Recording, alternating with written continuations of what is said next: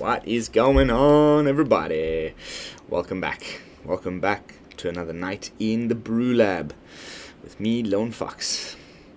Tonight, in the BrewLab, we are 4 days away from the new set dropping. I'm so excited. You guys have no idea. I've been keeping my excitement under tap. I've been traveling around and moving a lot. So I haven't had time for very consistent, solid content coming out. So first of all, I'd like to apologize for that, but I'm reaching the end of my travels. We're going to be staying put for a lot longer in places with more reliable internet. So yeah, just wanted to apologize for the wonky schedule of late. And then just do a quick and easy but somehow comprehensive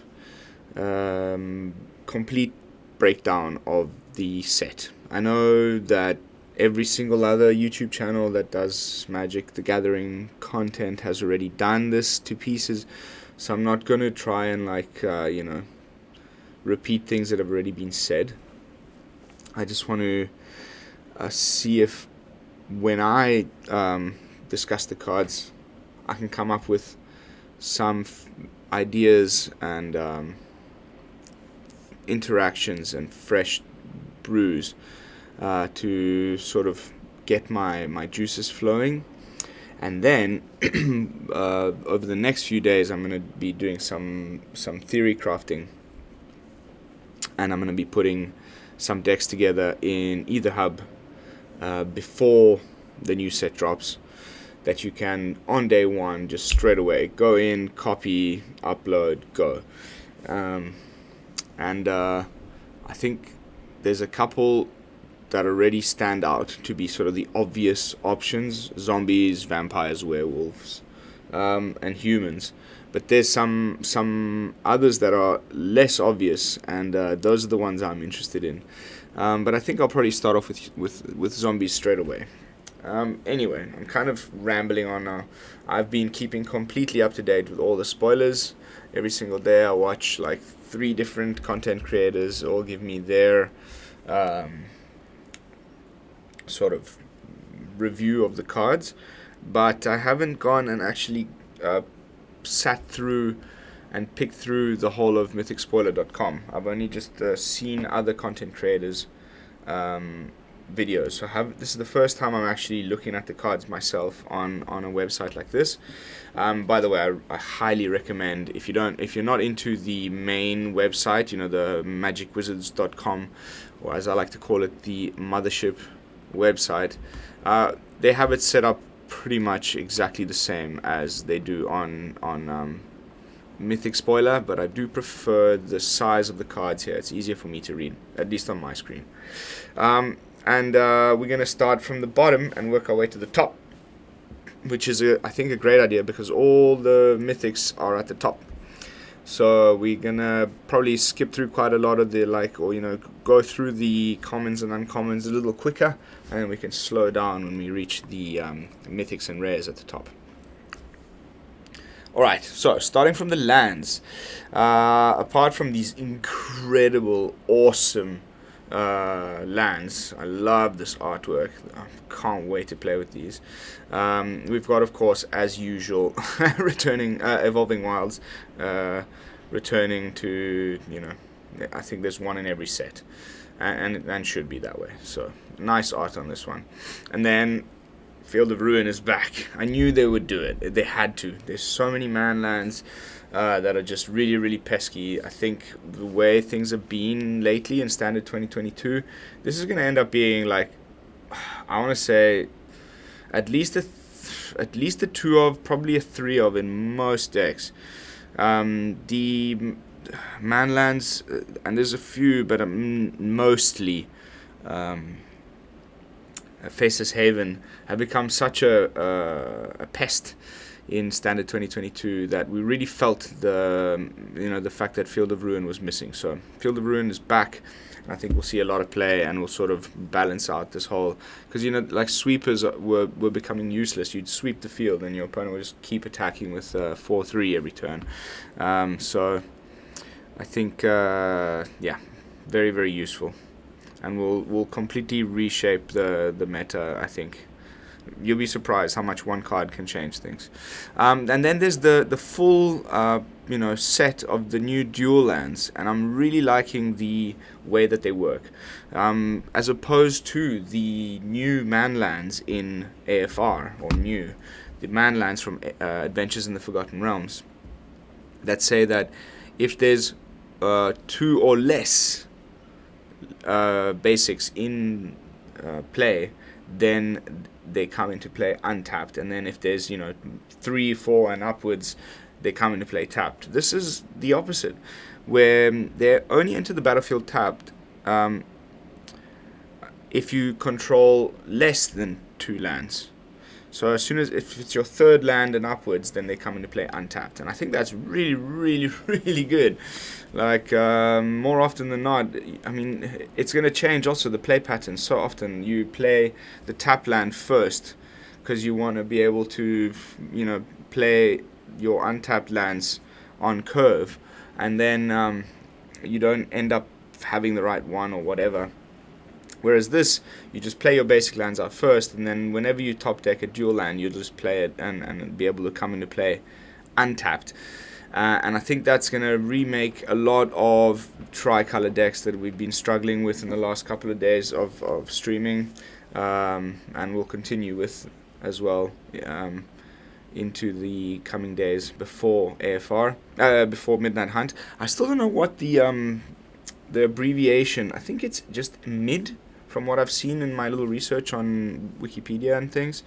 AFR, Adventures in the Forgotten Realms. I think Midnight Hunt, and I would have thought it was MNH or something, but no, it turns out I think it's MID. But yeah, I think these lands are going to be phenomenal. Next up, Hostile Hostel. It's the actual only colorless land that we're getting with the set, other than Field of Ruin. Pretty cool. It's one of these dual-sided cards, so I have to click it to see the other side. Hostile. Add 1 colorless, and then you can pay 1, sacrifice a creature, put a soul counter on Hostile. Then if there are 3 or more soul counters on it, remove those counters, transform it, then untap it. Activate only as a sorcery. So whenever Creeping In attacks, you may exile a creature card from your graveyard. If you do, each opponent loses X life and you gain X life, where X is the number of creature cards exiled with Creeping In. Wow. Okay, that's pretty cool. And you can save it by phasing it out, and it's a 3/7. I can understand why it's a Mythic. That's a pretty cool land. I wonder if it's gonna see any play. I'm trying to think of.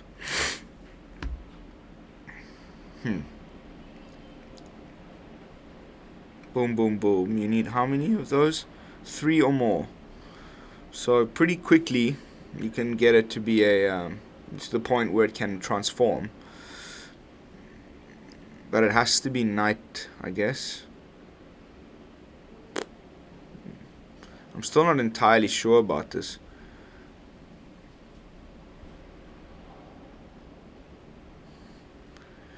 Anyway, interesting card. Onwards. We don't want to get too bogged down in thinking about things, because there's a lot of cards to get through, and I still want to do a deck video later. Stuffed Bear. Pretty cool. 2 mana. These are all the artifacts. 2 mana makes a artifact, and then you pay another 2 to create a 4/4 green bear until end of turn. Oh no, it becomes 1 until end of turn. Huh. That's not bad. That's not bad. That's not bad at all. That's not bad at all. Jack-o'-lantern. 1 mana for a artifact. Pay 1, tap it, sacrifice it, exile up to 1 target card from a graveyard, draw a card. nice. I think with all the graveyard stuff that's going to be going on in the set, like with flashback and with well, yeah, with mostly with flashback, but I've seen quite a few like graveyard interaction cards other than flashback, which I will get to. I think this is going to be pretty good, like to get rid of that one card that, well, you know that they're going to be blooding on the snowing next turn, and to get back their Onyx or their, Lolth or something to that effect, then you can just Jack-o'-lantern and exile that card so it cannot longer be brought back with Blood on the Snow. That's always pretty sweet. And then it's got two options, so a little bit of flexibility. You can exile it and okay, so once it's already, okay, that's cool. So it's got usage in the graveyard. You pay one, tap, sacrifice it, it ends up in your graveyard, you do the exile thing. And then from your graveyard, you can pay one and add one mana of any color. Okay, that's a bit weird. Because you're paying one, and then, okay, I guess if you need mana of a certain color and you don't have it, it's pretty weird, pretty cool. Like, I haven't ever seen an ability like that. Anyway, I'm rambling again. Let's move on to Silver Bolt.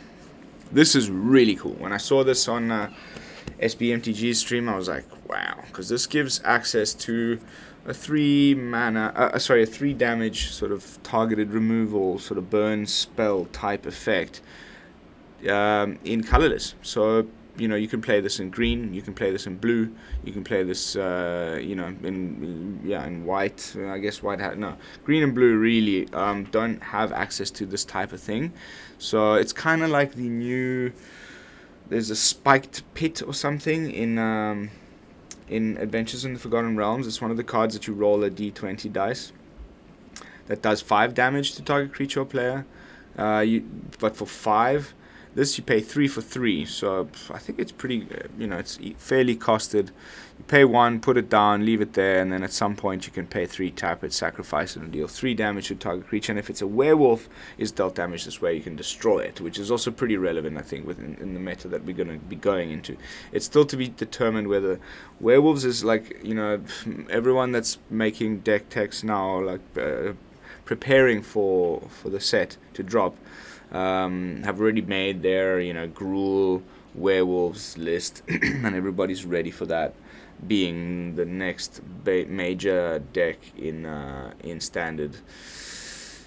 I don't know, I think it's a little bit memey, it looks a bit weird. There's some really cool cards that I'm incredibly excited to play with, but I don't think it's going to be the best one that emerges out of this new pile of cards that we're being given. I have a feeling that zombies might be better, but don't take my word for it. I might come back and bite my tongue on that statement. Crossroads Candle Guide. 4 mana for a 3/4. When Crossroads Candle Guide enters the battlefield, exile up to 1 target card from a graveyard. So again, kind of similar thing to Jack-o'-lantern, but also cool. It's got the Jack-o'-lantern as well on a nice big blocky body. 4 mana is a little pricey, but I like this mana fixing situation here. It's a second card that says something like that. Interesting. And also here, Mystic Skull, and it's one of these dual-sided. So Mystic Skull, 2 mana for an artifact that can pay 1, tap, add 1 mana of any color, or you pay 5 and transform it. Lands you control have tap, add 1 mana of any color. Wow, that's trippy.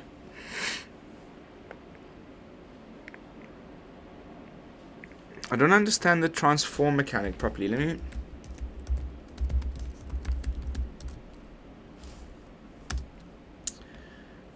Midnight Hunt mechanic. Hope that's right. Oh, I typed mechanic twice.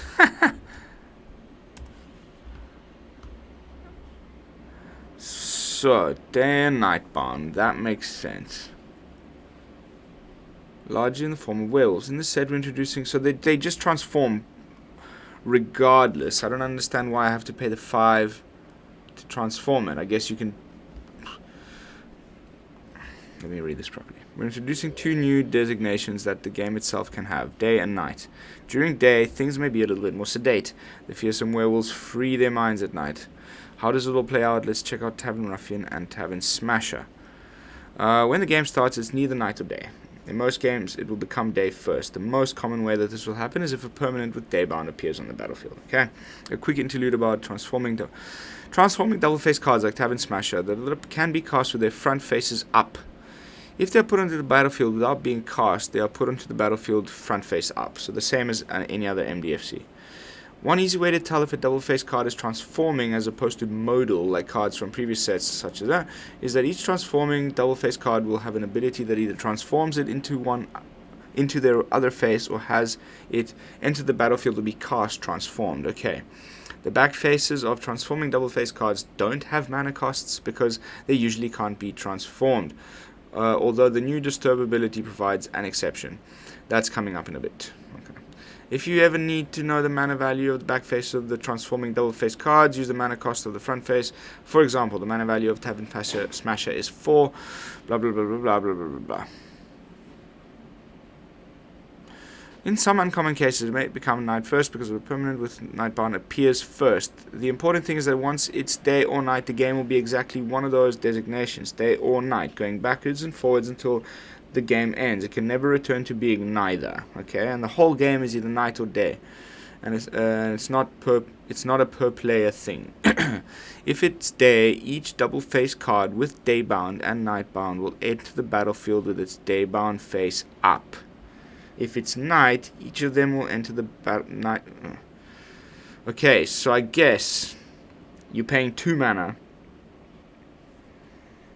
and it's nighttime.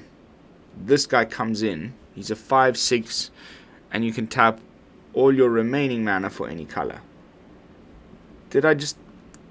I mean, am I mistaken here? If it's nighttime already and you play this card, it's gonna come into the battlefield as the backside.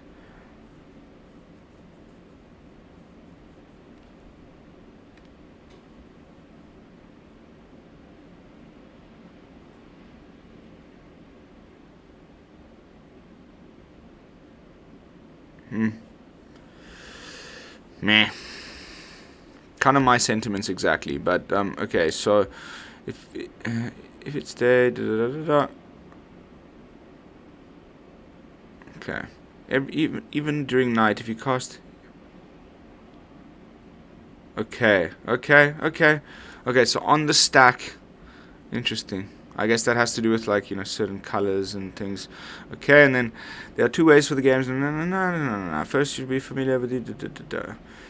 I have read this already, but it was a while back, and I just wanted to make sure that I was not talking rubbish during the set review. Okay, so cool.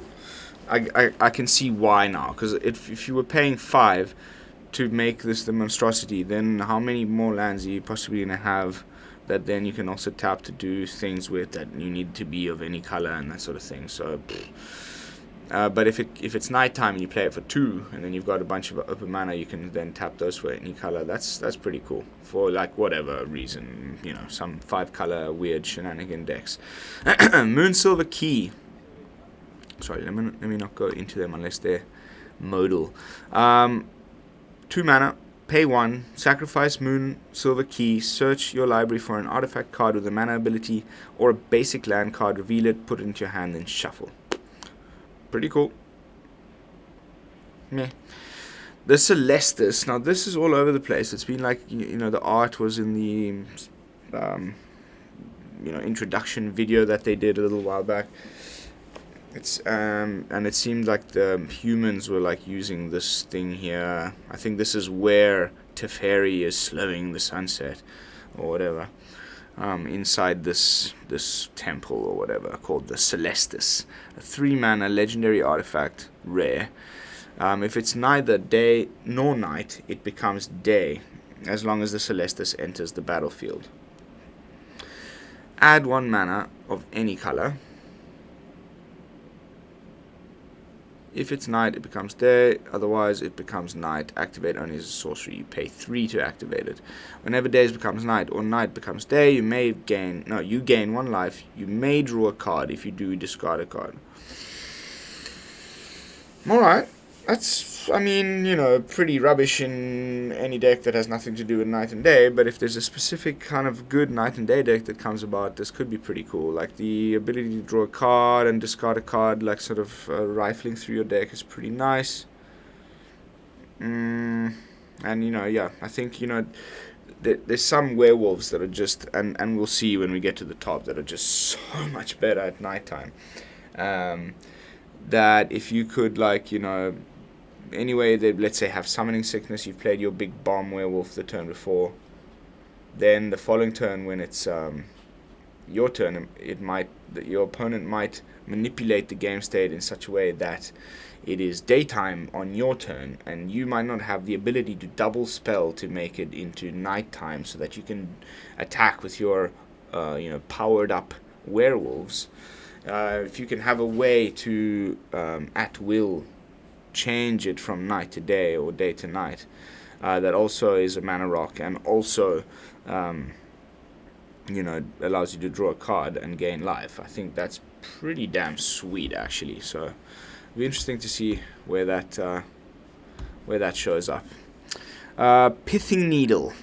Apparently this is it's an old card that's come back. I skipped a lot of Magic in the last sort of 10 years before Arena came out, and so I did not get to play with Pithing Needle. I stopped playing in the sort of, oh my goodness, must have been like around the year 98, 99, 2000s, something like that. I can't remember the name of the sets that I was playing with, but I definitely didn't get to play with Pithing Needle. I don't remember this card at all. It's a 1-mana artifact. Pithing Needles enters the battlefield. You choose a card name. Activated abilities of sources with chosen name can't be activated unless they're mana abilities.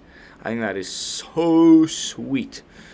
It's kind of like the lyre or something. There was the lute was a little or harp, entrancing harp, I want to say, from Eldraine, that did the same thing, but you had to like pay 3, I think it was, but very, very nice. I think this was shutting down like pesky planeswalkers in decks that maybe don't have removal for planeswalkers. You just name the planeswalker, they can no longer activate their abilities. I think that's pretty damn sweet, actually.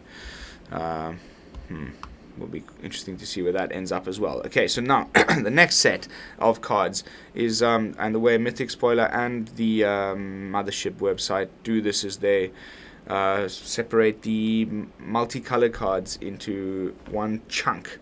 So it's quite nice to go through them now. There's some good mythics at the top of this, and yeah, let's just dive right in. Join the Dance is the first card we've reviewed here with Flashback. It was spoiled early on, like probably one of the first cards that was spoiled right in the beginning of spoiler season, because they wanted to show us the flashback mechanic without spoiling a card that's too fantastic, but still it's pretty cool. 2 bodies for 2 mana, Selesnya, colors, and has flashback for 5 though. It's really steep. Flashback is basically you can cast a card from your graveyard for its flashback cost, and unfortunately it then gets exiled, but you know, getting double cast, you know, 2 casts of 1 card is good regardless. It'll be interesting to see like this human deck. I've been a little bit obsessed on the zombie thing, and have had not too much time to really look at the cards, other than, like I said, watching other people's content, and so I've been focusing mostly on zombies. I haven't really looked at the humans, but it seems like there's a couple of really nice ones as well, like a Orzhov humans deck or Abzan humans looks sweet, and there's already some good ones in standard now, so oh man, I just cannot wait. I cannot wait. So day one, when the new set drops on the 16th, I'm going to be cracking something like upwards of 300 or so packs. Hopefully we'll have the entire set done and dusted on day one of the new set dropping, and then I'm going to just start brewing like crazy and make like 4 or 5 decks on stream, and you know, put all of those lists up for you guys. I think it will be a good way to sort of like kick off the the new standard, just to give like the lists that I'm going to be making over the next few days in theory crafting mode. I will play on stream on day one after I crack the packs, just for a bit of like early new standard fun. And then I think when the actual rotation happens, then we'll start playing properly again, like trying to build competitive good decks that are gonna push us up into Mythic. I want to try get to Mythic before the end of the month with the new cards, and that's because it's going to be a whole new meta, and that's so much fun for me. Alright, sorry, I'm getting lost again. Next up we have Bledged Scabbed. I think this guy's going to go in every single zombie deck. I really think the zombie deck is looking like either Dimir or Sultai. It's a great 2-drop, it's a good blocker, it's zombie relevant, it's not legendary, and it pumps all your zombies, gives them +1/+0. It's like a mini King Narfi on a 2/3 body for 2. That's like on curve, a relevant body. The other one, obviously, is the. We've already talked about this. There's a way to jump quickly. I can do that without boring you guys too much. But black, 1-drop. Oh, what? They haven't put them in. Here we go. Champion of the Perished. Whenever another zombie enters the battlefield under you control, you put a 1/1 counter on Champion of the Perished. So this is just going to be like such a good 1-drop for the zombie deck, and you want to be like multiple dropping zombies every single turn after this, if you can. And there's many ways that I've seen that can do that. So like, it's gonna get out of hand quickly and gonna be a magnet for the opponent's removal, which is good because it leaves your other cards a chance to, not be the target of a removal. Cards like this are like, it's kind of like Luminarch Aspirant. They want to get rid of it really quickly before it gets out of hand, and that thins the removal out of their deck, which is great. But anyway, I'm getting lost again. Blade Stitch Scab, 4 of in every zombie deck. Mark my word. Here we have another one of these Daybound Nightbound cards. Seems to be the signpost uncommon for Azorius, white and a blue for a human peasant. When it enters the battlefield, mill 2 cards. Okay, whenever you cast a spell from your graveyard, tap target creature you don't control. Could be cool.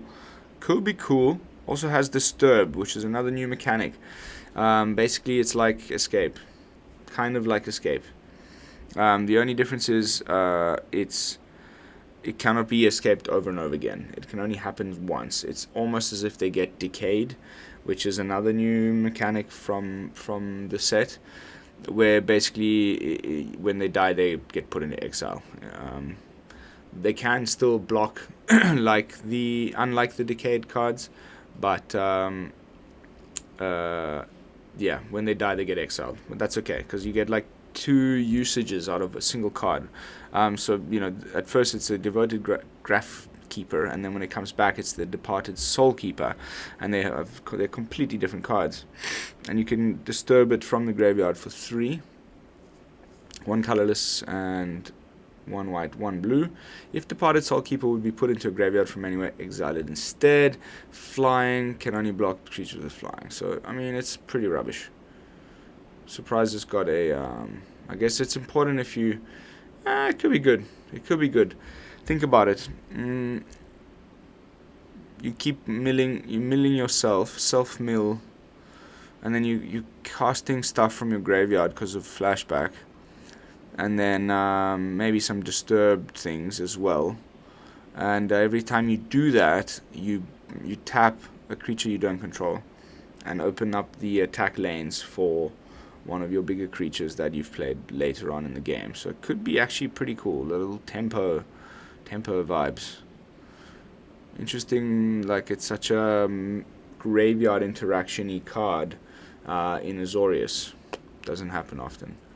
That's what you get for the Midnight Hunt and this whole set. It's really like to do Innistrad. This whole plane has to do with horror themes and that, so there's a lot more graveyard stuff going on, maybe in colors that don't usually have that. Next up, Arcane Infusion.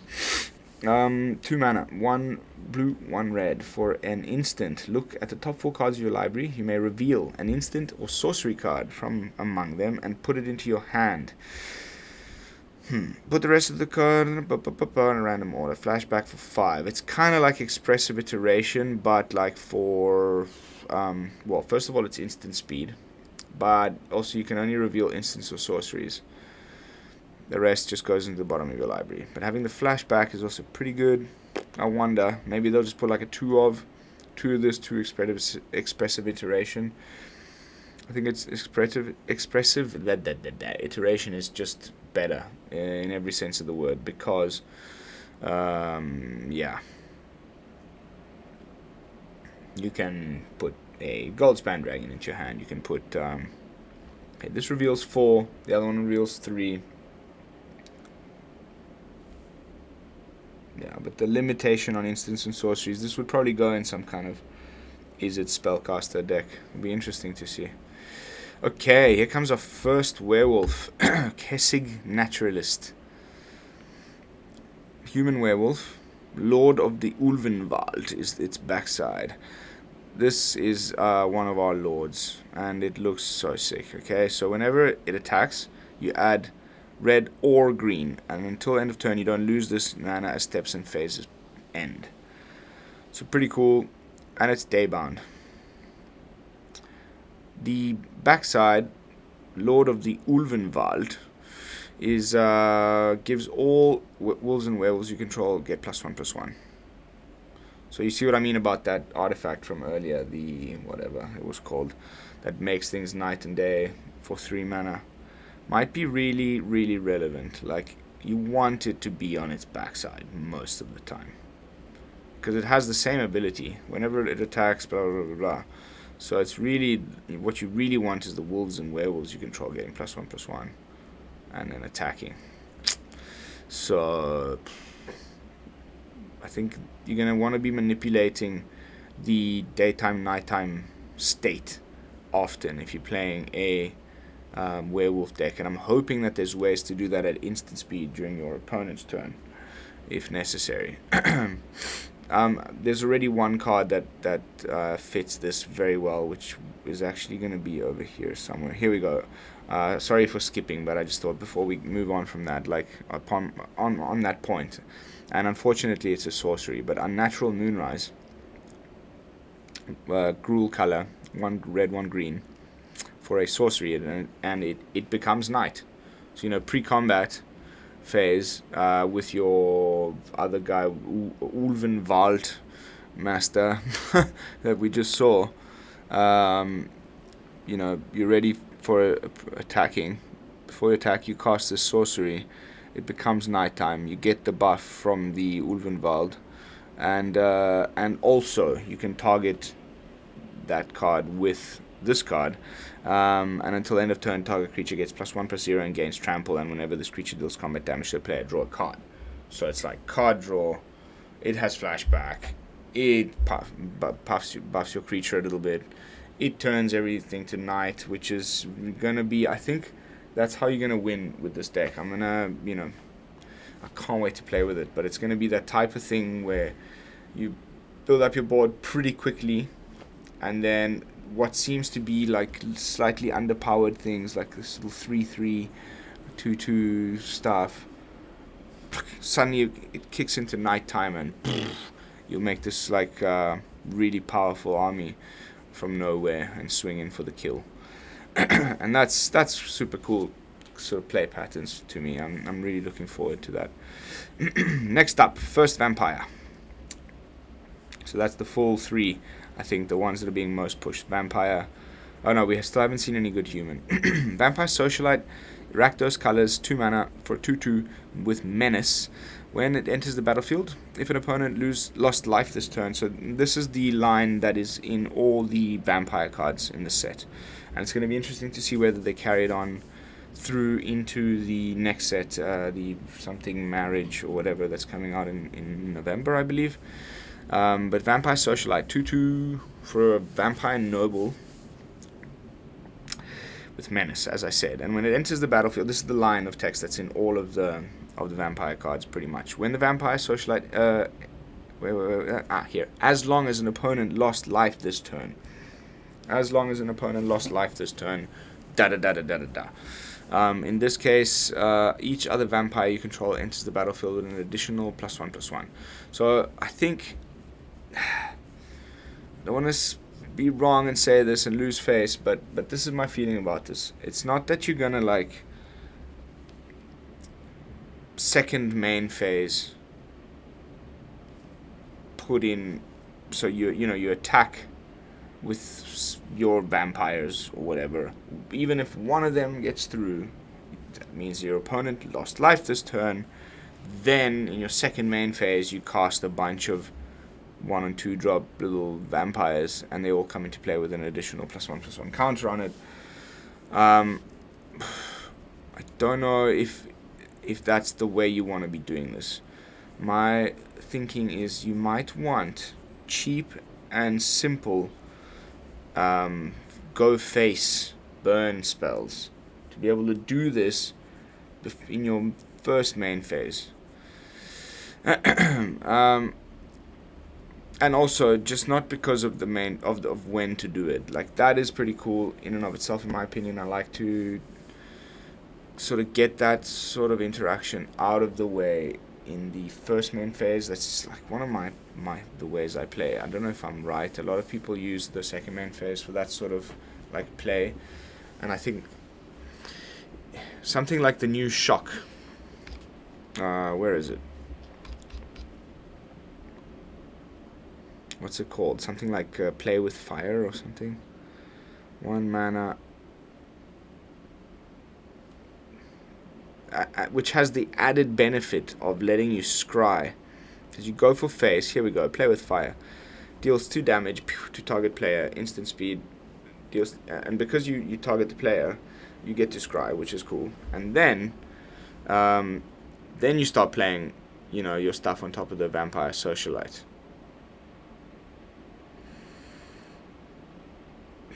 Then because I'm thinking, you could give these things haste in some way, shape or form, and they can attack straight away as they come in. I could see this and the Learn card from Strixhaven that gives every creature haste and +1/+1 as it enters the battlefield. Plus this ability, lots of cheap little vampires. Interesting. You know the one I mean. I think it's like Late for Class or something like that. And it's instant speed, 2 mana. So you would need 3 mana to set it up at least. You would do the little this thing, Play with Fire on the opponent. Your Vampire Socialite's already in turn, so this is your like turn 3 or 4, hopefully 4, because you need maybe turn 5, like as a way to rebuild the board quickly. After a sweeper, you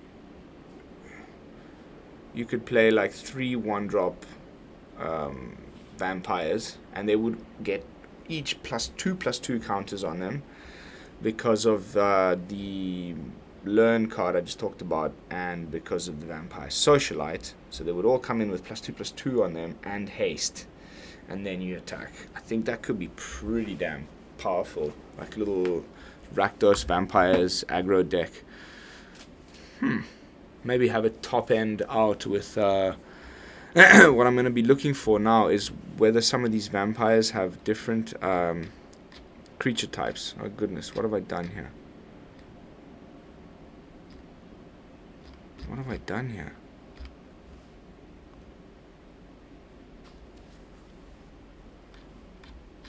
Where's the multicolor cards? Why is it not set up like before? No. Oh yeah, it is. What? This or what? Oh, these are the showcase variants. Okay. Thank goodness we skipped over those. Here we go. Yeah, I'm gonna be looking at some of the creature types. Whether it's vampire clerics, vampire warriors, vampire. I think I already saw a vampire warrior, vampire wizards, etc. because there's the Rakdos vampire with a party mechanic, Zagras, that gives all other creatures death touch and has haste and flying. That is like a finisher in the deck that I was just talking about earlier. Whoo! I'm going to craft that right after the stream. Right after this video. Sorry, I'm recording this. Faithful Mending. Again, 2 mana, instant speed. Gain 2 life, draw 2 cards and discard 2 cards. Flashback for 3. I think that's really good. I think that's really, really good. I don't like the fact that I have to discard 2 though. That's a little bit frustrating. Meh. Oh goodness, I've just realized my camera is blocking off the Cardia Arcane Infusion when I read it.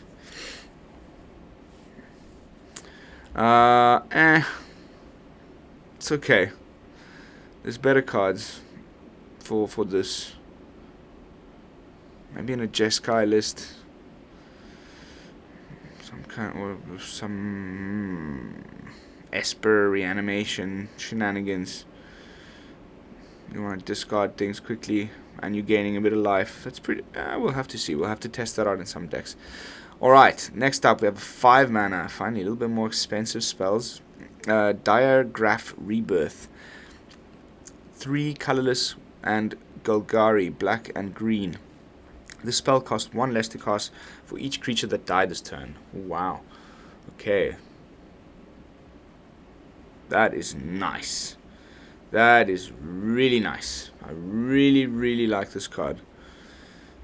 It kind of lets you do something similar to Blood on the Snow with a Doomscar in a Abzan list. Listen to me. So, you cast your Doomscar for 3. You wipe the field. Let's say you kill 5 creatures, yours and the opponent's. Your most important creature, of course, because you've swept, ends up in the graveyard. But now this spell suddenly costs only 2 mana. You cast it for 2 and return your most important card back to the graveyard. And it's not limited. Back to the battlefield. And it's not planeswalkers, unfortunately, only creatures. But it's not limited to 6 mana creatures like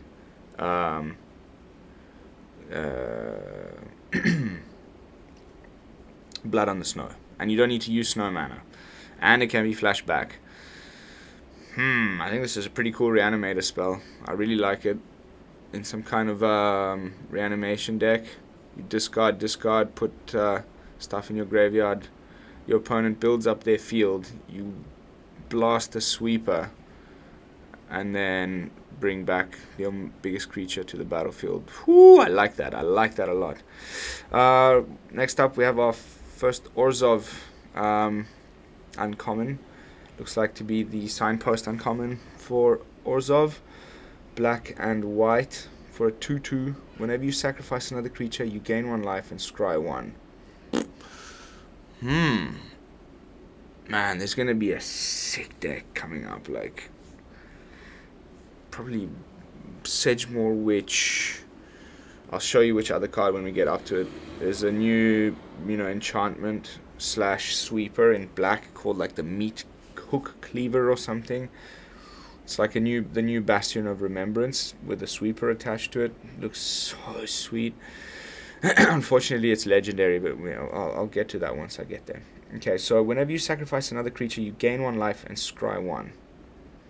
And then you can pay 1, sacrifice a creature, and it gets +2/+2 until end of turn. Pretty sweet. Pretty sweet. I like it. And it's a human. Human tribal. Wars of humans. I like it. Alright, next up, Dawnheart Wardens. Gotta pick up the pace a little bit, otherwise I'll be here for like 2 hours. 3/3 with Vigilance and has Coven, which is one of the new mechanics from Midnight Hunt. Coven basically says that something triggers or something happens if you control 3 or more creatures with different powers. Okay, so it's a kind of like pack tactics, and that a certain sort of powers of the creatures that you have on the field needs to be met, and then something happens. It's to represent, they said in the video they did. I can't remember the name of the video. That's kind of like that, where it was just like a massive advert for an hour straight of products and stupid freaking, what are they called, the mystery drops or whatever, the secret archives and whatever. I was so disappointed by all of that stuff, but who cares? It doesn't really affect me, like I've said before. But what they said in that video, God, I'm rambly tonight, is that Coven is to represent the humans coming together with the warlocks and the wizards and the, all the human races or things are banding together to fight the werewolves and vampires and the darkness that's, the long nights that are unnaturally long.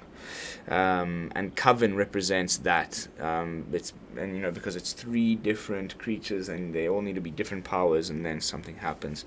In this case, if you control 3 or more creatures with different powers, creatures you control get +1/+0 until end of turn. So, pretty cool. If you've built up a nice big board, it's a nice way to get a pump at the start of combat. Nothing special though. Corpse Cobble. This is going in my zombie deck. For sure. So as an additional cost to cast a spell, sacrifice any number of creatures. Okay? All your stupid little things with decay that die and can't block are going to become perfect sack fodder for any sort of thing that you need to be doing sacrificing. Like, there's going to be plenty of ways of making lots of them cheaply. And because they can't block, you might as well use them as sack fodder when you have a spell like this. This is incredible. Okay, so as an additional cost to cast a spell, sacrifice any number of creatures. So, say you sacrifice 5 of those little zombies. You create an XX blue and black zombie creature token with menace, where X is the total power. Okay, because most of the zombies you're making that have decayed, most of them, not all of them, have 2/1. I've seen 2/2s as well, but because you're basing it off of the power and not of the toughness, if you're sacrificing 5 zombies, 2/1 zombies to this thing, you get a 10/10. Okay, zombie creature token with menace, where X is the total power of the sacrifice creature, and it has flashback. So making another zombie, which is relevant for the champion of the perished, blah blah blah blah blah. It's so good. I think this is going to be a 4 of in every single Dimir zombie list. That's just my 10 cents. I really think that. I'm going to test it on day 1 and see if I was wrong, but I think that this is going to be really good. Like, when your opponent targeted something, you can also save it by sacrificing it to this and getting some value out of that. Instead of just losing the creature, you make a zombie instead. So can be used defensively and offensively, which I really like. And it's instant speed, it's cheap, it has flashback. I like this card. Going in my zombie deck for sure. Next up, we have our Rakdos sorcery. 2 mana for a sorcery. Create a 3/1 black and red vampire creature token with trample, lifelink, and haste. Sacrifice it at the next. Okay, so just a way to gain a little bit of life. Maybe get through for that final point of damage with the trample. But mostly, I think it's just to be gaining you 3, life with the lifelink. You're gonna swing straight away, unless you need to keep up a blocker. Oh no, it's sacrifice it at the beginning of the next end step. Okay.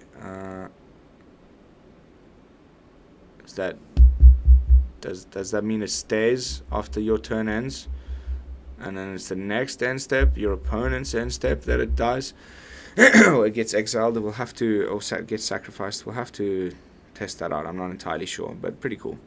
Nothing special. Next up, Grizzly Ghoul. Zombie Bear. Cool, it's a zombie, and you can put it in a Sultai list. Nice. Nice that it's a zombie. Let us not forget that Eben Death Dracolich is also a zombie. So we've got zombie bears, zombie dragons. Ooh, interesting. I wonder what other kinds of zombies we're going to get. I'm getting keen to go up now and scroll through all of these. We're about halfway. So it's a 4/3 with trample. and it enters the battlefield with a +1/+1 counter for each creature that died this turn. Cool! Oh my goodness, this will be the target for your digraph rebirth. Like, straight up. You sweep the field, you kill, like, let's say 5 creatures. You select your Grizzly Ghoul from the graveyard, returns to the battlefield with 5 +1/+1 counters on it. Becomes a 9, fucking 8 trampling bear zombie thing. That is sick. That is sick. That is a really OP uncommon in my opinion. Alright, next up we have Sacred Fire. People are talking about this a lot. Apparently it's also a reprint or an underpowered reprint of a famous card, something called Helix or something like that. But it's a 2-mana instant in Boros that does 2 damage to any target and you gain 2 life. And it can be flashbacked for freaking 6 mana. I don't know. Maybe a 2 of.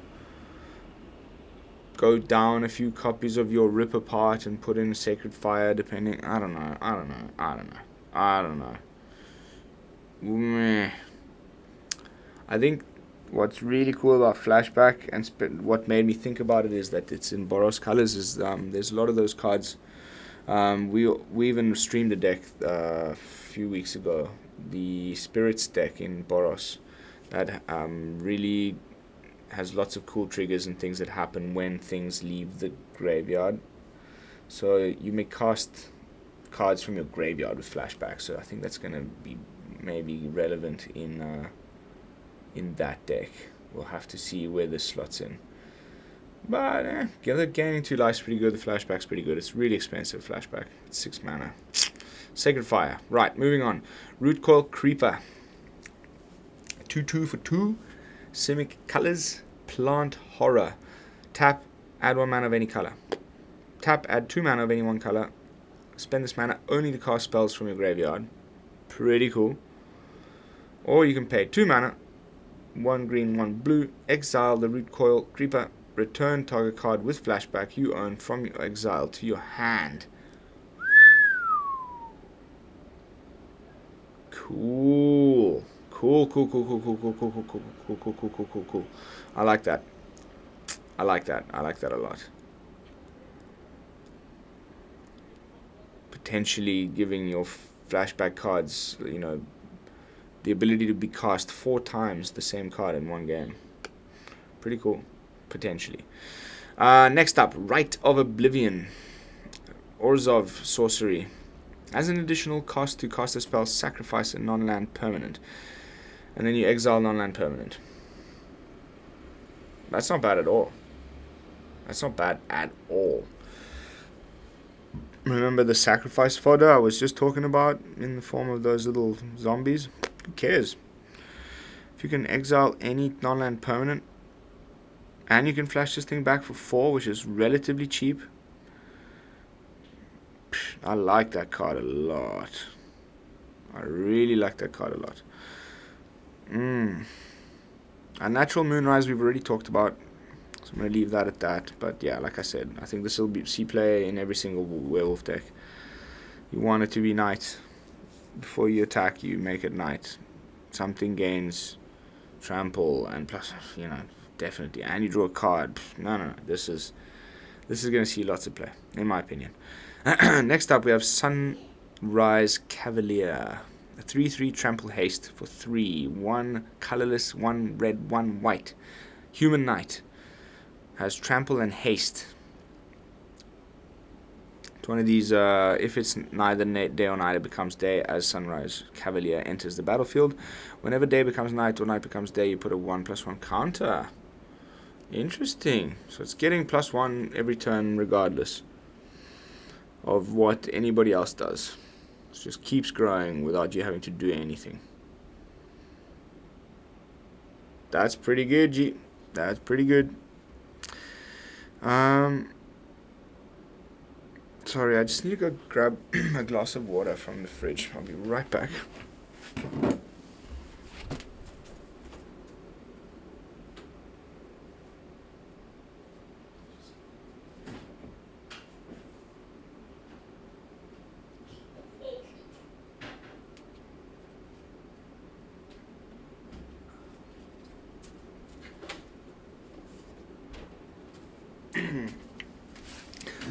Apologies.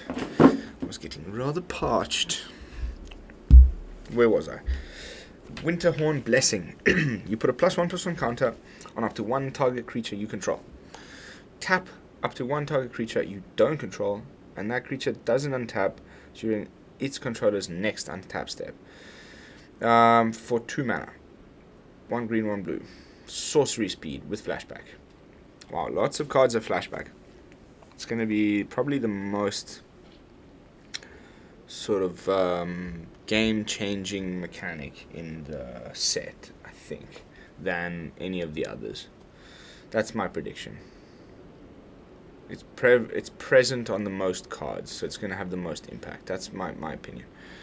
Day-Night, sure, but there's not that many Day-Night cards. Disturbed, also, very few. I think this is the main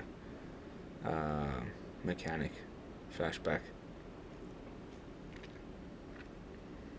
This is pretty cool. You like grow one of your creatures and freeze one of their creatures. Can only be used offensively. Nice. Storm Skrillex. Like the DJ. Skrillex. We'll start calling this guy Skrillex. I don't think it'll see much play though. 5 mana for a 2/4. Drake Horror with flying. Instants and sorceries you cast cost 1 less to cast. Yeah, it's rubbish. Wake to Slaughter. 5 mana. 3 Rakdos. So 3 colorless, 1 black, 1 red. Choose up to 2 target creature cards in your graveyard. An opponent chooses one of them. You return that card to your hand. Return the other to the battlefield under your control. It gains haste.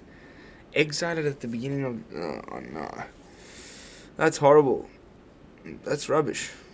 Why would you want to do that?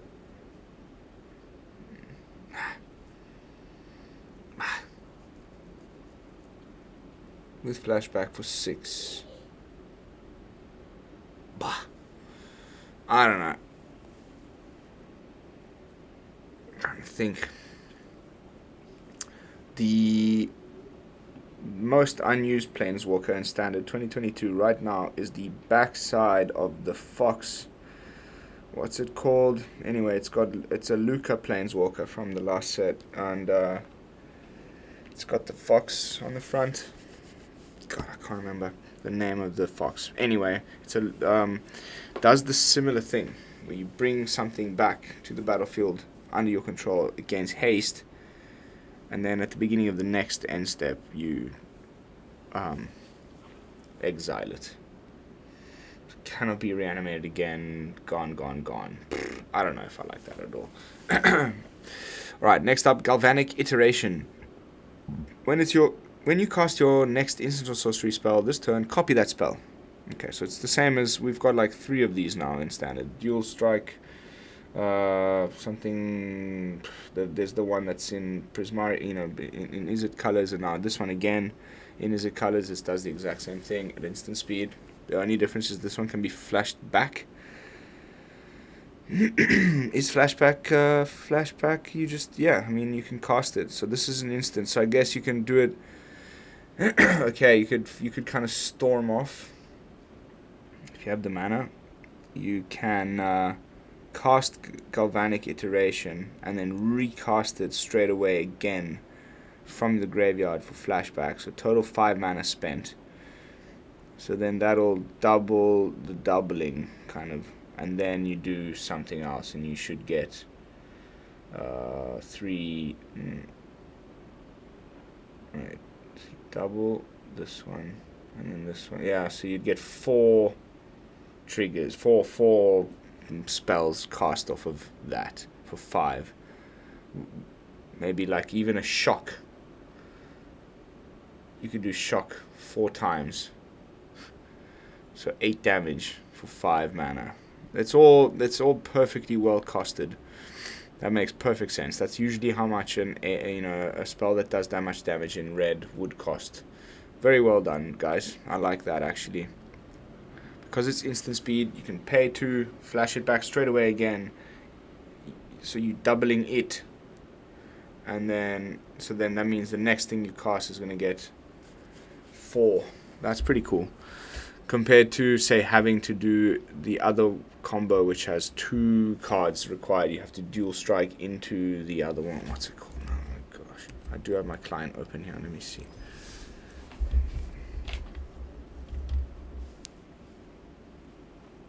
It was in my mill deck.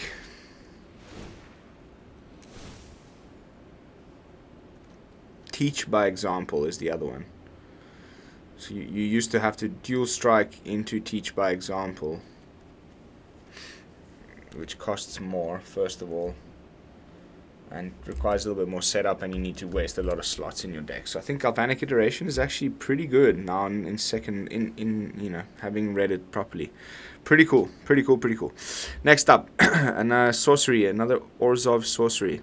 Can't Stay Away. Return target creature card with mana value 3 or less from the graveyard to the battlefield again. If this creature would die, exile it instead. Flashback for 5. Mana value 3 or less, reanimating spell. Pretty cool. Rite of Harmony.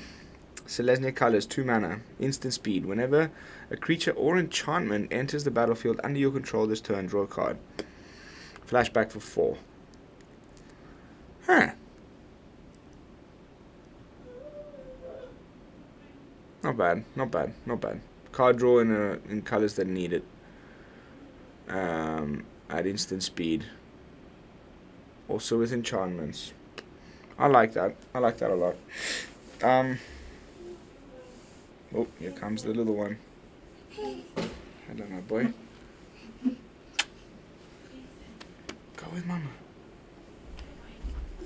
You want to come sit with Papa? Papa. Croaking Counterpart. Oh, that's my water. You want some water? It's cold. Croaking Counterpart. What we got? Create a token that's a copy of target non-frog creature, except it's a 1/1 green frog.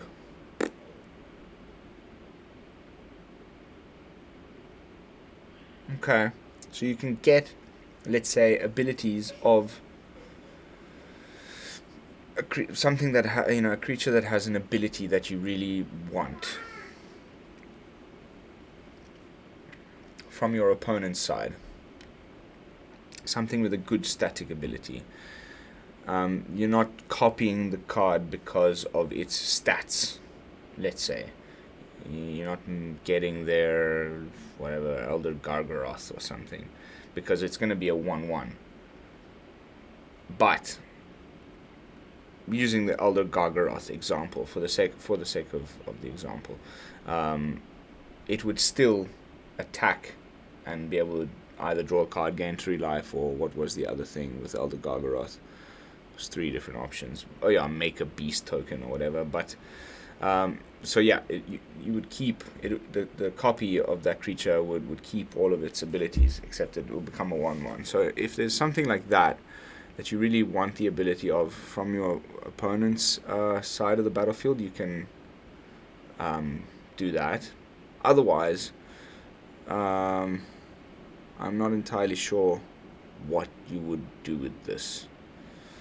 I guess also to make things smaller on their opponent's side, like they have again 6/6 Elder Gargaroth, for example, and you've only got a shock in hand as removal. You can, the example doesn't make sense because, you might be playing Teamer, but you know what I mean. You make it small enough so that it's killable. Or you have a fight spell, because this is Simic colors. It's more likely you have a fight spell, but the creature you were trying to fight is too big to fight. Make it into a 1/1 frog, then fight it. Cast back for 5. This is a weird card, man. Anyway, moving on. Ghoul Caller's Harvest. Gulgari sorcery. 2 mana for a token creator. You create X black zombie creature tokens with Decayed, where X is half of the number of creature cards in your graveyard rounded up. Not bad. How many could you make reliably, like in the mid to late game? Half the number of creature cards in your graveyard rounded up. well, we'll have to see. Where did that got a rare? Although it does have flashback. That's expensive though. Cost back for 5 after initial casting cost of 2. Alright, moving on. Liezer, the Forgotten Archangel. So we did get some angels in the deck. Yeah, in the set. Flying Lifelink 4/5 that costs 5 mana. 2 colorless, 2 white, 1 black. Whenever another non-token creature you control dies, return that card to its owner's hand at the beginning of the next end step. From the graveyard, I'm assuming. If a creature an opponent controls would die, exile it instead.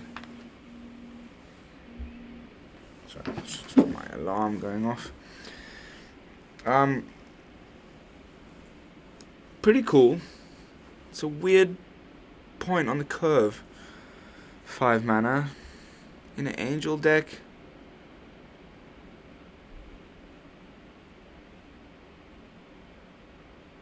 Non-token creature you control dies. Return that card to its owner's hand. That's pretty sweet.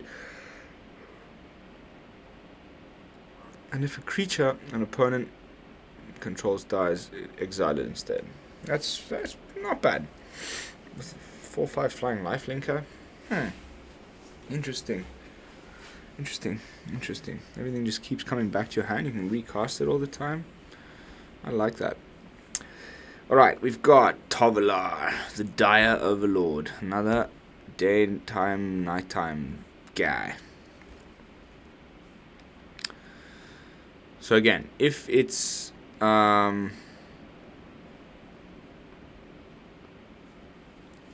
daytime, then it comes in as Tovalar. If it's nighttime, then it comes into play as the other side, the Midnight Scourge. Whenever a wolf or werewolf you control deals combat damage to a player, draw a card. Whenever. Woohoo! What?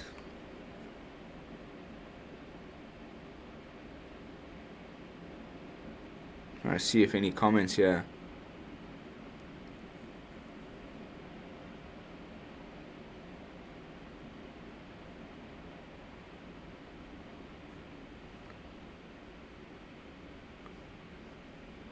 Okay, yeah, there we go. So this ability triggers for each wolf or werewolf. That's sick. That is so good. It's like one less card that you need to like think about fitting into a deck, which I always struggle with, especially in Ghoul. Card draw, you know? All the good card draw spells in green are 3 mana. And the 3 mana slot's just already clogged up. This costs 3 mana. You just forgo all of your card draw spells and drop in a Tovalar, full play set of Tovalar. Unfortunately, it's legendary, but every wolf and werewolf you control, whenever it deals damage, you draw a card. That's like epic.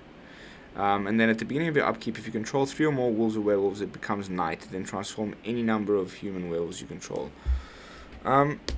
Didn't they just transform automatically when it goes to night?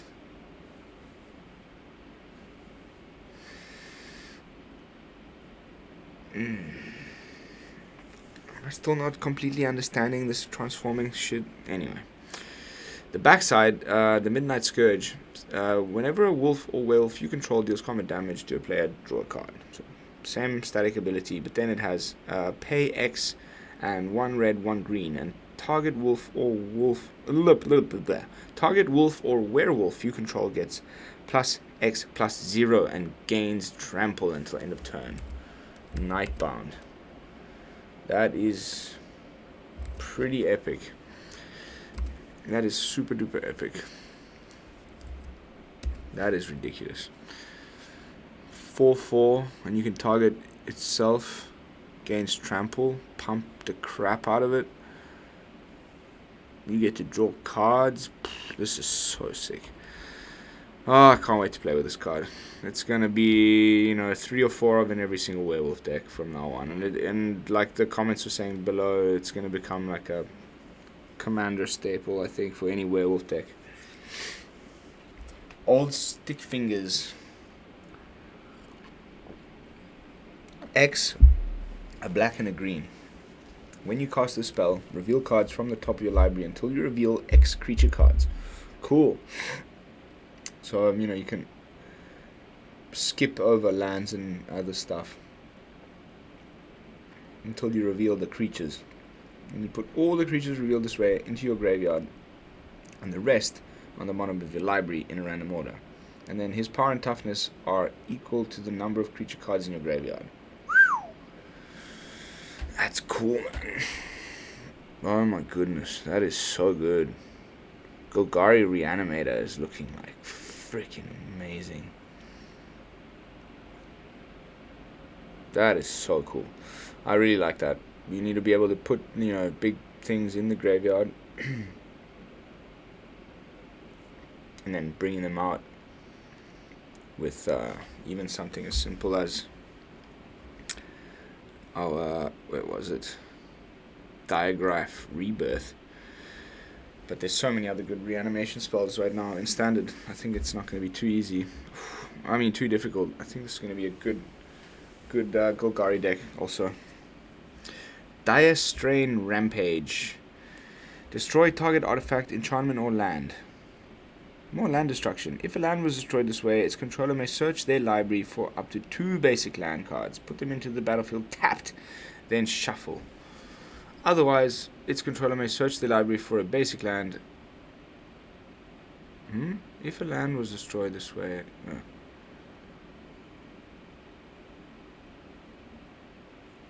Okay, so if you destroy an artifact or an enchantment, whoever's enchantment or artifact that person looks through the library for 1 basic land card, puts it onto battlefield tap, then shuffle. So you probably...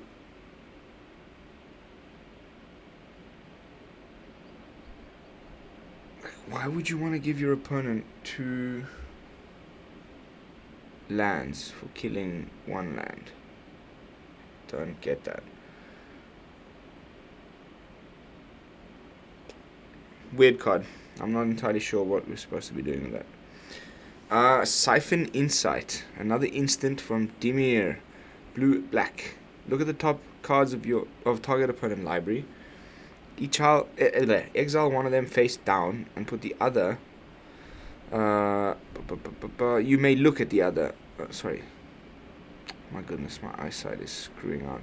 Exile one of them face down and put the other on the bottom of the library. You may look at and play the exile card for as long as it remains exiled, and you may spend to cast that spell. So it's like a steal spell, and it's got flashback for 3, which is cheap. That's nice. You can look at the top 4 cards of your opponent's library and steal the 2 best ones for 5 mana. That's not bad. Interesting. Slowgark, the Overslime. Slowgurk. Legendary creature Ooze in Simic colors. Trample. Whenever a land card is put into your graveyard from anywhere, put a +1/+1 counter on Slowgurk, the Overslime. Remove 3 of those counters and you return it to its owner's hand. And when it leaves the battlefield, return up to 3 target land cards from your graveyard to your hand. What? Okay. That's... Whoa. Okay. Almost broke the chair. Whoops. Vadrik, the Astral Archmage. If it's neither night or day, it becomes day as Vadrik Astral Archmage enters the battlefield. So another one of these that starts this cycle if it hasn't started yet. Instants or sorcery spells you cast cost X to less to cast, where X is Vadrik's power. That's so cool. It's so cool. Like, other streamers have said that this is a rubbish card. I don't think so at all. It becomes either night or day at least once a turn. So you're putting a +1/+1 counter on it every single turn.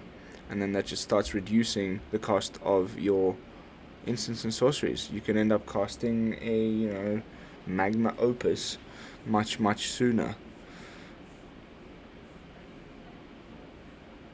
cost X less to cast. Straight away, this already makes Magma Opus. As soon as it hits the field, it makes it cheaper to cast.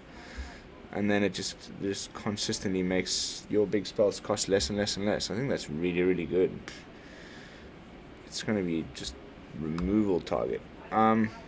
Ludovic Necrogenius.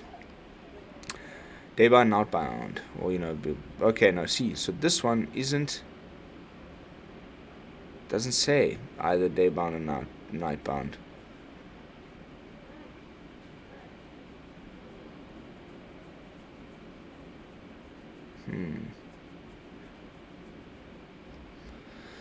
Okay, so when it enters the battlefield or attacks, you mill a card. Okay. Then you can pay X, 2 blue and 2 black, and you exile X creature cards from your graveyard.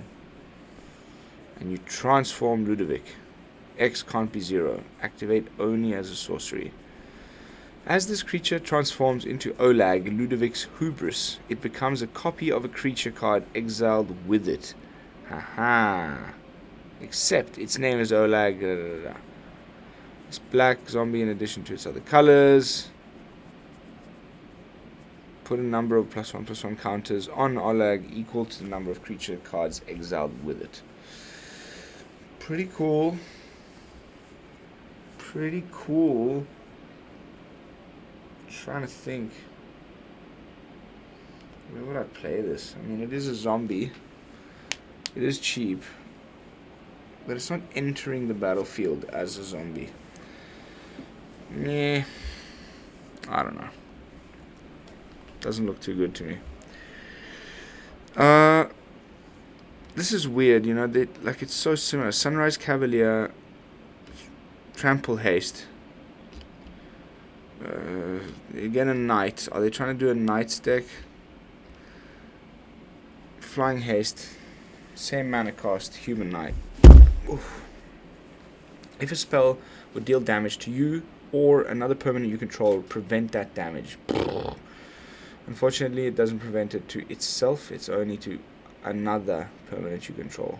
But still, if a spell would deal damage to an opponent or permanent or an opponent controls, if it deals that much damage, deal 1 instead. So again, I mean, it sounds all cool and dandy, but once it's there, it's just going to be removed straight away. If the opponent has any removal, he's going to chuck everything he has at that card. You might be able to protect it with, let's say, Jeskai or whatever, but honestly, I think it's meh. I wouldn't.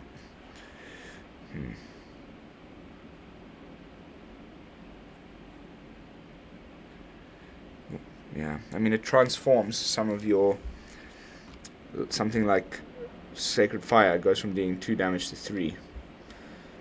And once it comes into play, it can only be removed by black removal or sweeper. But it can't take damage from red spells or white spells. So that's pretty cool. And it's a human. Alright, next up, Catilda, the Dawn Heart Prime. Protection from werewolves. Probably super relevant. This might be like the deck that's like there to, you know, beat the werewolf deck. Ghoul werewolves versus Abzan or maybe Selesnya humans. Human creatures you control have tap, add 1 mana of any of this creature's colors. Cool. Cool. I like that. And then you can pay 6 and you put a +1/+1 counter on each creature you control. So great late game mana sink. And you can tap your own creatures to do that. This would go really good in like a Vigilance tribal deck.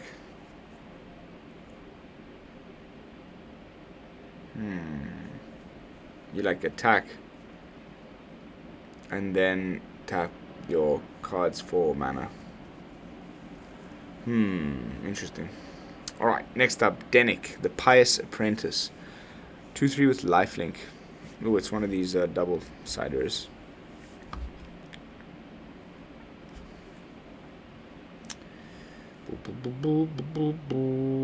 Denic the Pious Apprentice. Azorius. Oh, it's another one of these disturbed cards. So it can be cast for its disturbed cost of 4 and be brought back to the battlefield as a 3/2 Spirit Soldier. With flying. The first side, cards in graveyards can't be targeted with spells or abilities. And then the backside, whenever one or more creature cards are put into graveyards from anywhere, investigate. This ability triggers only once each turn. So investigate says that you can create a colorless clue artifact token with pay 2, sacrifice this artifact, draw a card. If Denic Pious Apprentice would be put into so it's a, same as every other discard card. When it dies, it gets put into exile. Meh. Whenever one more card put in. Yeah, pretty cool. Get some card advantage off of that with the clue triggers. I like. A bit wonky, but I like it anyway. Azorius has been sucking lately. Kind of want it to come back. Florian, Voldaron, Scion, legendary vampire noble for 3.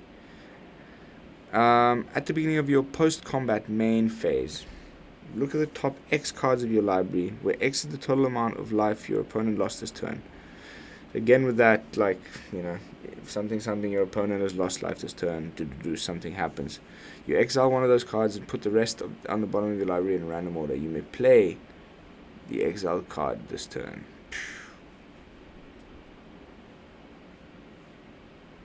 3 mana for 3/3 with first strike. I kind of freaking like that. That trades with a lot of the important cards. The Midnight Pack Hunter or whatever he's called. There's even that 3/1 Doggo in mono white. I think this is a great card. Pity it's legendary, but it makes sense. It's one of these guys. His name's Florian. Alrighty, we're reaching. I think I'm getting really, really tired, and there's still too much to go. And this video will just become ridiculous. It's already sitting on a little over an hour, so I'm making a decision. mid recording, I'm gonna pause at the end of the multicolored cards here. Do a part 1 and part 2. So let's get through to Fairy over here, and then we'll call it a night, and I'll be back tomorrow with the rest of the set in a part 2. All right, where was I? Angel Fire Ignition. This is a cool one. I kind of really like this. Okay, some people have knocked it, but my first idea would be, and this is an obvious one, but there's going to be more things that you can do with this, but you can target Goldspan Dragon with this, okay? And by targeting your own Goldspan Dragon, you make a treasure token which can be tapped for 2 because you have Goldspan Dragon in play. So you put 2 +1/+1 counters on target creature. Okay, you can even put this on your freaking what's his name? Velemachus Lorehold. Okay, that makes your Velemachus a 7/7. Okay. That means you can play Velemachus in a Jeskai list with a full playset of Alrund's Epiphany, and you can play Alrund's Epiphany for free off of the Velemachus's ability. I think that's pretty cool, first of all. But if you target your Goldspan, you make your Goldspan into a 6/6 Trample, Lifelink, Vigilance, Indestructible. And you can then do it straight away again, because the flashback is relatively cheap. Usually by that point in a deck like that, you've got quite a bit of mana and or treasure tokens, and your Goldspan is in play, so those treasure tokens tap for 2 mana. You can easily, do this thing and then flash it back straight away again. And do it again on the same creature or on another creature. and that would just be ridiculous. Lifelink, indestructible, good, and vigilance. Man, that's so good. You can like attack safely because of the indestructible, gain life, and then hold up your blockers. I love it. Next up, Hallowed Respite. Azorius colors, sorcery. Exile target non-legendary creature, then return it to the battlefield under its owner's control. If it entered under your control, put a +1/+1 counter on it, otherwise tap it. Non-legendary creature, then return it to the battlefield under your control. Its owners. Weird one. I don't like that. I don't get it. If it entered under the... Where else would... I mean...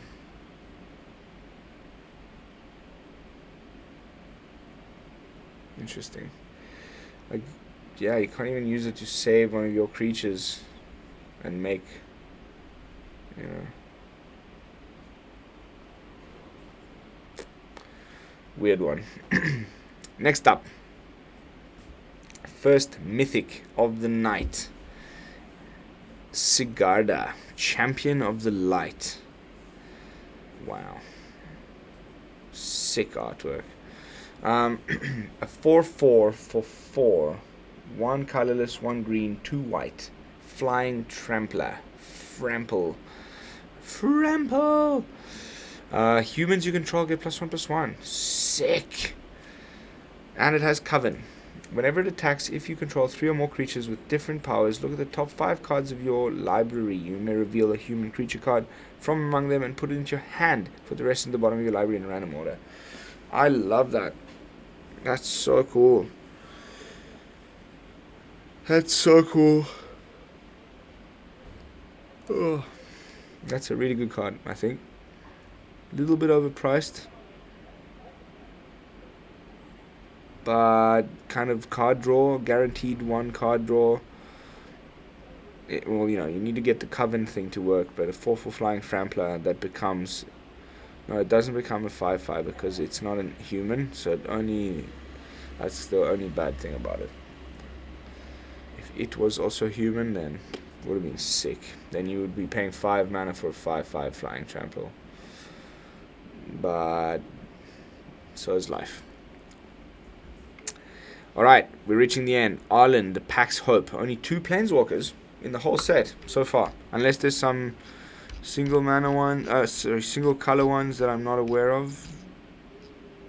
As I said, I haven't been doing very good looking at the whole set. I've just been snatching little previews here and there on other people's channels. But from what I understand, there's only 2 Planeswalkers and they're both multicolored. That's crazy. Oh no.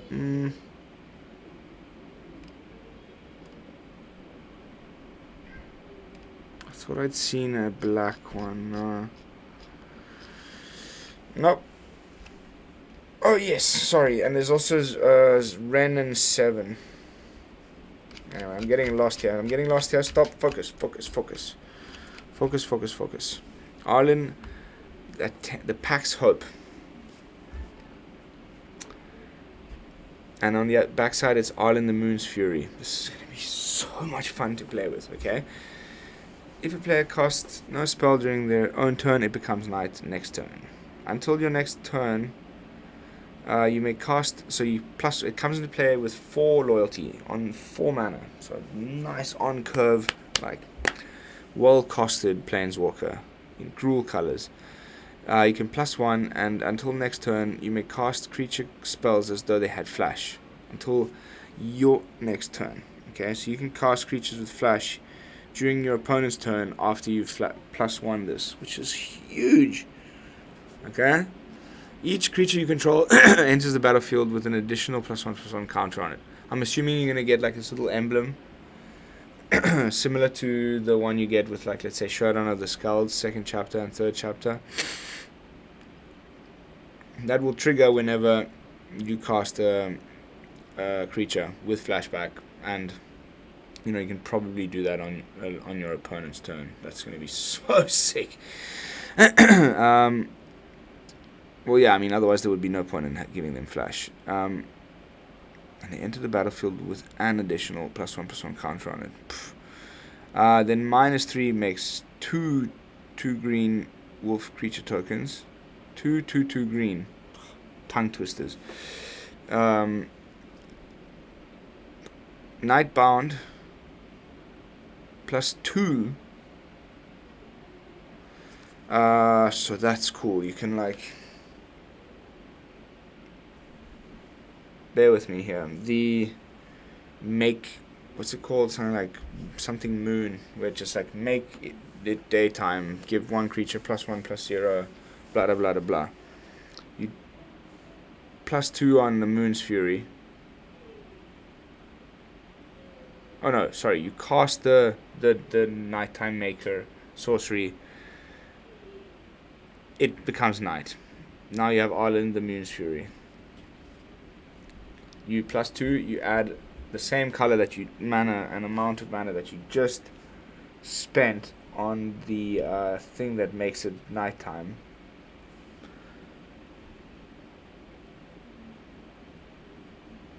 You get it back, okay, and then you cast. I don't know what. I'm getting lost here, but I like the fact that you can like basically just get free mana for +2. You can like play this on nighttime +2 and straight away play another creature, sort of protect your planeswalker. For 4 mana you can play this and let's say the Werewolf Pack Leader, the new one from AFR. Oh no, because that's 2 green. You need 1 red, 1 green. Anyway, we'll figure it out. Maybe there's a good werewolf that's at that cost. And then it's got a 0 ability that until end of turn, it becomes a 5/5 werewolf creature with trample, indestructible, and haste.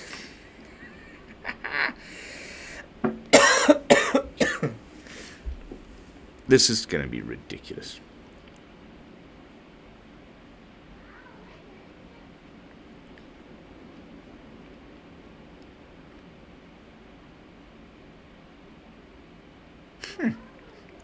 Cell drain. Get fucked. Alright. I've made it. Last card for tonight. Eyes closing and everything. Teferi. Azorius the Fairy. 4 mana planeswalker. Mythic, of course. Comes into play with 4 loyalty. +1. Choose up to 1 target artifact, up to 1 target creature, and up to 1 target land. You untap the chosen permanents you control, and you gain 2 life. So you can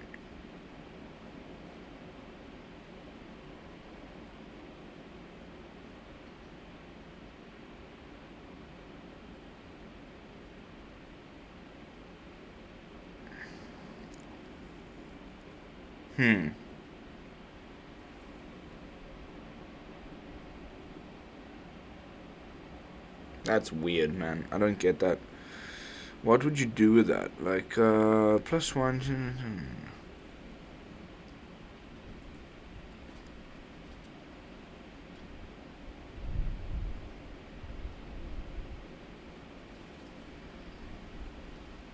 You can't. I really don't understand.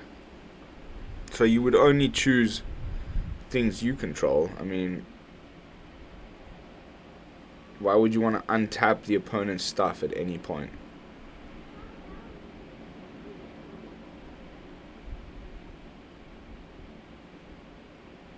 Oh, exactly, because they didn't complete. That's why. They didn't complete the text here. If you read on the card, it says, tap the chosen permanents you don't control. That makes more sense now. So, you can select the creatures or things that your opponent controls and tap them down so that you can attack or whatever. So that's cool, and you gain 2 life. A little added cherry on top. That's cool. +1. -2, you look at the top 3 cards of your library, you put one of them into your hand, and the rest on the bottom of your library in any order. So, kind of like, actually exactly like Professor Onyx's +1, except for -2. Exactly the same. Oh no, this one puts them into the bottom of your library, Professor Onyx puts them into the graveyard. I think this is probably better, except it's minus. But then you can get an emblem of 3 turns after it comes into play. You can +1 3 times, and then the 4th turn you get an emblem when you -7 that says untap all permanents you control during each opponent's untap step, and you draw a card during each opponent's draw step. What? That is freaking busto. That is busto. That'll be so much fun to play with. Oh my goodness. Azorius control. CGB is going to have a field day. But alright guys. Like I said, really tired. We've gone well over the 1 hour mark. I thought I would be a little quicker, but I rambled a bit. We still have a buttload of cards to get through tomorrow. So I will just leave it at that. And yeah. I'll see you all tomorrow. Thank you so much for watching. Don't forget to like, comment, and subscribe if you have not done so already. Also, go and check out the previous video I did yesterday. There's a giveaway running that will trigger when I hit 200 subs. All the details about that giveaway are in the description of that video. Go check it out on the channel. Yeah. Keep your eyes peeled. Tomorrow I'll be coming at you with the rest of the set review and some new decks in some theory crafting sort of environment. I'm still deciding whether I'm going to use either hub or another one of these websites to make the deck. I don't like the deck builder too much on either hub, if I've got to be honest. If I'm not able to import, but we'll have to see. Okay, you can make a name, and they should already have. Let's just see. Zombies. Create.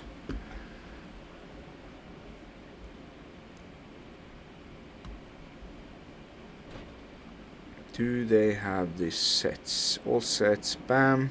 Midnight Hand. Yay. Search. Okay, now wait. What else have I got here? Card type. Card name. Nothing. Why is it only showing me these? Main, side, main, companion.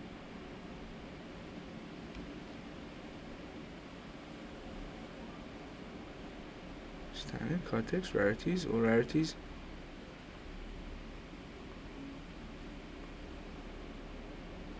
Okay.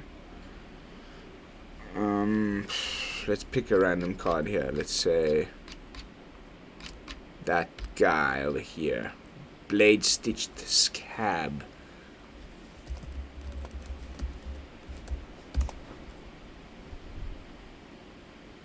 Blade. Oops.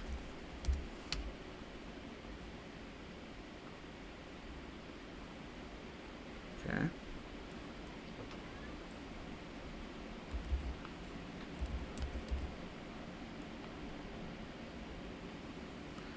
They don't have them, or do I need to be more specific here? Oh, no.